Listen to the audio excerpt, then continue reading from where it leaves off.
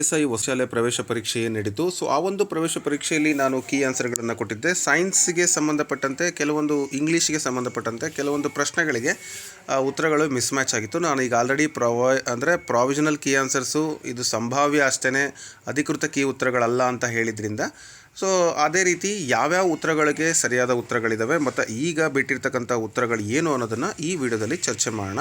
ಸುಮಾರು ಒಂದು 6ರಿಂದ 7 ಪ್ರಶ್ನೆಗಳು ಆ ರೀತಿ ಬಂದಿದ್ದಾವೆ. ಸೊ ನೋಡೋಣ, ಅದರಲ್ಲಿ AI ಹೇಗೆ ಆನ್ಸರನ್ನು ಕೊಡುತ್ತೆ. AI ಮೂಲಕ ಉತ್ತರಗಳನ್ನು ನಾನು ಫೈಂಡ್ ಔಟ್ ಮಾಡಿದ್ದೀನಿ. ಸೊ ಅಂದರೆ ಆರ್ಟಿಫಿಷಿಯಲ್ ಇಂಟೆಲಿಜೆನ್ಸು ಸೈನ್ಸು ಮತ್ತು ಮ್ಯಾಥ್ಸ್, ಇಂಗ್ಲೀಷ್ ಸಬ್ಜೆಕ್ಟ್ಗಳನ್ನು ತುಂಬ ಅಕ್ಯುರೇಟಾಗಿ ಉತ್ತರ ಕೊಡುತ್ತೆ. 90% ಇರುತ್ತೆ, 99, 100 ಅಂತ ನಾನು ಹೇಳಲ್ಲ. ಅದು ತಗೊಳ್ಳುವಂತಹ ರೀತಿ, ನೀವು ಕೊಟ್ಟ ಸಂದರ್ಭ, ಅದು ಹೇಗೆ ಆನ್ಸರ್ ಮಾಡುತ್ತೆ. ಕೆಲವೊಂದು ಸಲ ಮ್ಯಾಕ್ಸಿಮಮ್ 90% ನಿಮಗೆ ಅಕ್ಯುರೇಟ್ ಉತ್ತರಗಳನ್ನು ಕೊಡುತ್ತೆ. ಕೆಲವೊಂದು ಸರಿ ಇಮೇಜು ಅಥವಾ ಕ್ವಶನ್ಸ್ಗಳು ಅದು ಟ್ರಾನ್ಸ್ಲೇಟ್ ಮಾಡ್ಕೊಳ್ಳೋ ಮುಂದೆ ತಪ್ಪಾಗುತ್ತೆ.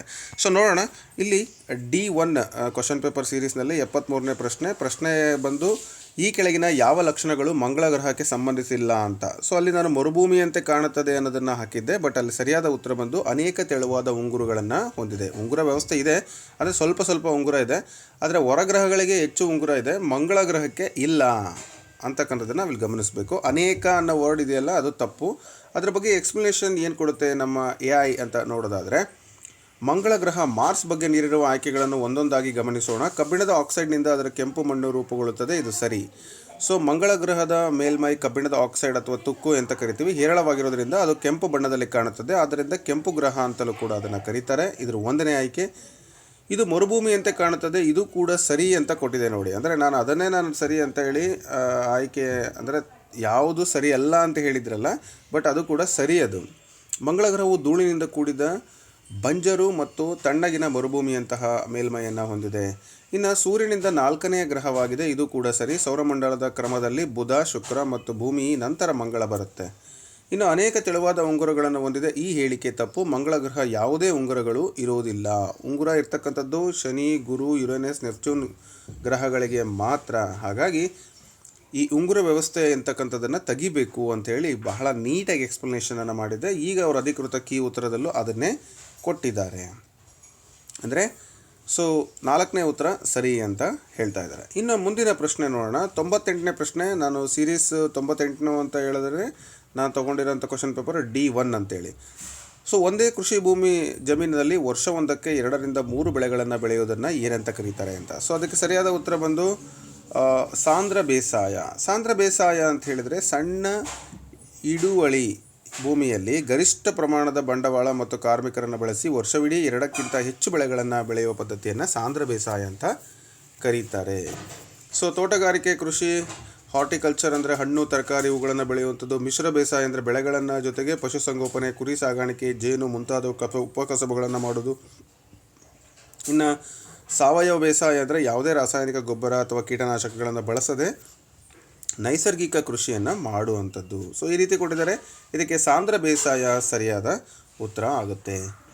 ಇನ್ನು ಫುಟ್ಬಾಲ್ ತಂಡವೊಂದರಲ್ಲಿ ಆಟಗಾರರ ಸಂಖ್ಯೆ. ಸೊ ಇದನ್ನು ಅವರು ಕೊಟ್ಟಿರುವಂಥ ಕೀ ಆನ್ಸರಲ್ಲಿ ಏನು ಕೊಟ್ಟಿದ್ದಾರೆ ಅಂತ ಹೇಳಿದರೆ, ಸೊ ಈ ಫುಟ್ಬಾಲ್ 93ನೇ ಪ್ರಶ್ನೆ D1 ಸೀರೀಸ್ನಲ್ಲಿ S93.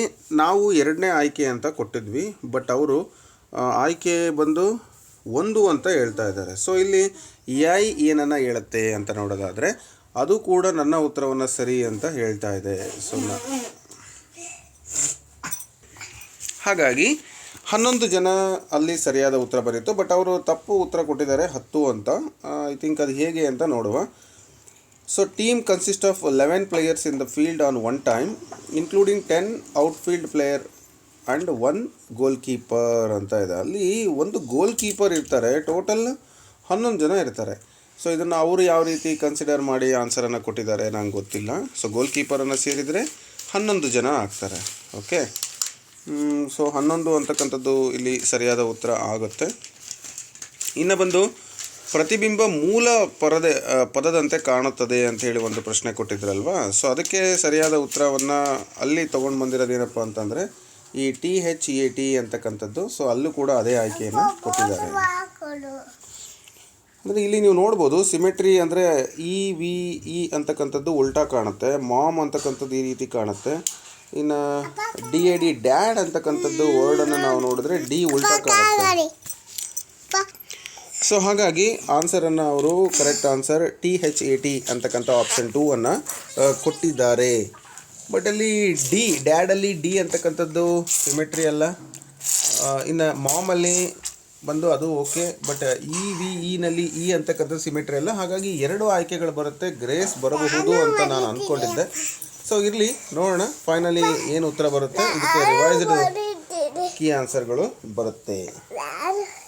ಹಾಂ, ಸೊ ನೆಕ್ಸ್ಟ್ ಬಂದು ಮುಂದಿನ ಪ್ರಶ್ನೆನ ನೋಡೋಣ. 64ರಲ್ಲಿ ಪ್ರಶ್ನೆ, ಶುದ್ಧ ನೀರಿಗೆ ಬಣ್ಣ, ವಾಸನೆ ಮತ್ತು ರುಚಿ ಇರುವುದಿಲ್ಲ. ಹಾಂ, ಬಣ್ಣ ಅಂದರೆ ಹೋಳಿ ಹಬ್ಬ ಮಾತ್ರನಾ? ಹಾಂ,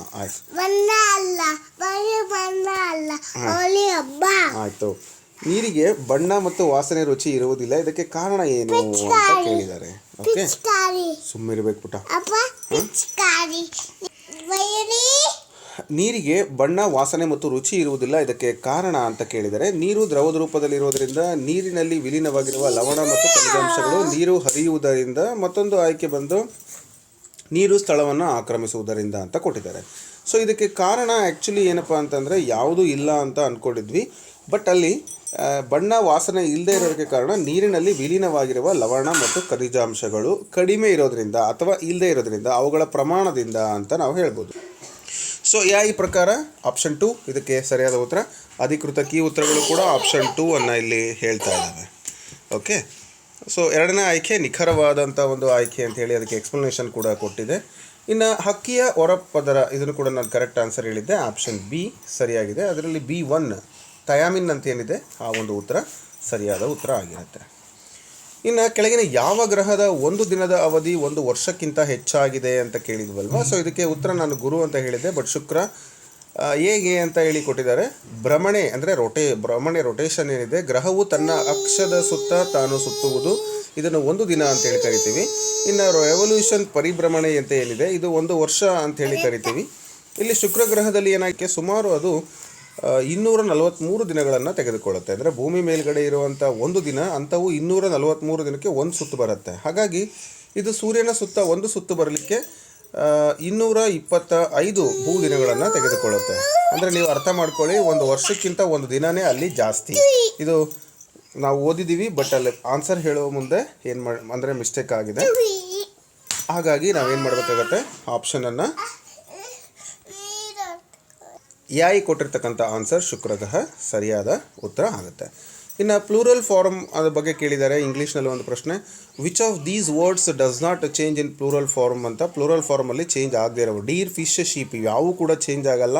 ಹಾಗಾಗಿ ಅವುಗಳನ್ನು ನಾವೇನಂತೀವಿ, ಸೊ ಸರಿಯಾದ ಉತ್ತರ ಆಲ್ ಆಫ್ ದ ಎಬೋ ಅಂತ. ಡೀರ್ ಮಾತ್ರ ನಾವು ಕೊಟ್ಟಿದ್ವಿ, ಬಟ್ ಪ್ಲೂರಲ್ ಫಾರ್ಮಲ್ಲಿ ಎಲ್ಲವೂ ಕೂಡ ಬರುತ್ತೆ. ಸೊ ಇದಿಷ್ಟು ನಿಂದ ತೆಗೆದಂಥ ಆನ್ಸರ್ಗಳು. ಸೊ ನೀವು ಕೂಡ ಪರೀಕ್ಷಾ ಸಿದ್ಧತೆಯನ್ನು AI ಮೂಲಕ ನಿಮ್ಮ ಪರೀಕ್ಷಾ ಸಿದ್ಧತೆಯನ್ನು ಎಸ್ಪೆಷಲಿ ಮ್ಯಾಥಮೆಟಿಕ್ಸ್, ಸೈನ್ಸ್ ಮತ್ತು ಇಂಗ್ಲೀಷಿಗೆ ತುಂಬ ಚೆನ್ನಾಗಿ ಆನ್ಸರನ್ನು ಕೊಡುತ್ತೆ. ಸೊ ನೀವು ಕೂಡ ಆ ಆನ್ಸರ್ಗಳನ್ನು ಚೆಕ್ ಮಾಡ್ಬೋದು. AI ಬಳಸಿ ನಿಮಗೆ ಇನ್ನಷ್ಟು ಉತ್ತರಗಳು ಬೇಕು, ಹೇಗೆ ಬಳಸಬೇಕು ಅಂತಕ್ಕಂತಹ ಒಂದು ಮಾಹಿತಿ ಬೇಕು ಅಂತ ಹೇಳಿದ್ರೆ ನನ್ನ ಒಂದು ಕಮೆಂಟ್ ಬಾಕ್ಸಲ್ಲಿ ಕಮೆಂಟ್ ಓಪನ್ ಇರುತ್ತೆ. ನಿಮಗೆ ಏನಾದರೂ ರಿಕ್ವೆಸ್ಟ್ ಕಳಿಸಿದ್ರಿ ಅಂದರೆ ನಾನಲ್ಲಿ ಆನ್ಸರನ್ನು ಹೇಗೆ ಹುಡುಕಬೇಕು ಅಂತಕ್ಕಂಥ ಮಾಹಿತಿಯನ್ನು ನಿಮಗೆ ಮುಂದಿನ ವಿಡಿಯೋದಲ್ಲಿ ಕೊಡ್ತೀನಿ. Have A nice day. ಹಾಗೆ ಎಲ್ಲ ವಿದ್ಯಾರ್ಥಿಗಳು ಎಷ್ಟು ಅಂಕಗಳನ್ನು ತೆಗೆದುಕೊಂಡಿದ್ದೀರಿ ಕಮೆಂಟ್ ಆಲ್ರೆಡಿ ಮಾಡಿದಿರಿ, ಅಥವಾ ಈಗ ರಿವೈಸ್ಡ್ ಏನು ಅಫಿಷಿಯಲ್ ಕೀ ಆನ್ಸರ್ ಬಂದಿದೆ ಇದ್ರ ಮೂಲಕ ನೀವೇನು ಮಾಡ್ಬೋದು ಅಂದರೆ ಒಂದೇ ಒಂದು ಐ ಥಿಂಕ್ ಅಲ್ಲಿ ಆನ್ಸರ್ ಅವರು ರಾಂಗ್ ಕೊಟ್ಟಿರಬಹುದು, ಫುಟ್ಬಾಲ್ ಪ್ಲೇಯರ್ ಆಟಗಾರರ ಸಂಖ್ಯೆ ಅಂತ, ಅಥವಾ ಅವರು ಗೋಲ್ ಕೀಪರ್ನ ಬಿಟ್ಟು ಕೌಂಟ್ ಮಾಡಿರ್ಬೋದು, ಐ ಡೋಂಟ್ ನೋ. ಅದು ಬಿಟ್ಟರೆ ಮ್ಯಾಕ್ಸಿಮಮ್ ಎಲ್ಲ ಆಲ್ಮೋಸ್ಟ್ ಸರಿ ಇದ್ದಾವೆ ಅಂತಲೇ ಹೇಳ್ಬೋದು. ಓಕೆ, ಧನ್ಯವಾದಗಳು. ಸೊ ನಿಮ್ಮ ಆನ್ಸರ್ ಅಂದರೆ ನಿಮ್ಮ ಕಮೆಂಟ್ ಮೂಲಕ ನೆಕ್ಸ್ಟ್ ನಿಮ್ಮ ಎಕ್ಸ್ಪೆಕ್ಟೇಷನ್ ಏನಿದೆ ಅದನ್ನು ತಿಳಿಸ್ಕೊಡಿ. ಮುಂದಿನ ವಿಡಿಯೋದಲ್ಲಿ ಮತ್ತೆ ಭೇಟಿಯಾಗೋಣ. ಹ್ಯಾಪಿ ಹೋಳಿ. ಧನ್ಯವಾದಗಳು.